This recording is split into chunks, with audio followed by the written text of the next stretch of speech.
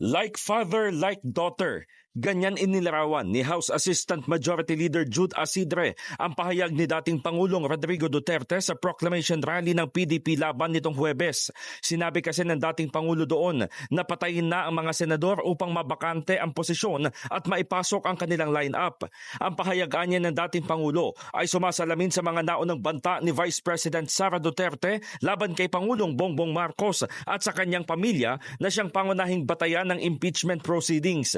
Talagang mag-ama raw ang dalawa dahil nais na ipapatay ng dating Pangulo ang mga senador habang ang anak ay nagbanta sa Presidente, First Lady at Speaker. Punto ni Asidre, hindi dapat baliwalain ang mga pampublikong pagbabanta na itinuturing na isang krimen sa ilalim ng batas. Maaari umanong ang pahayag ng nakatatandang Duterte ay lalo pang magpatibay sa isa sa articles of impeachment laban kay VP Sara.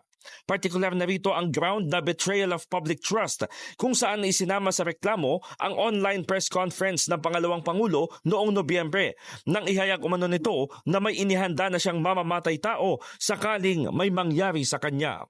In the heart of changing lives, ito si Brigada Haji Caaminio ng 105.1 Brigada News FM Manila, The Music and News Authority.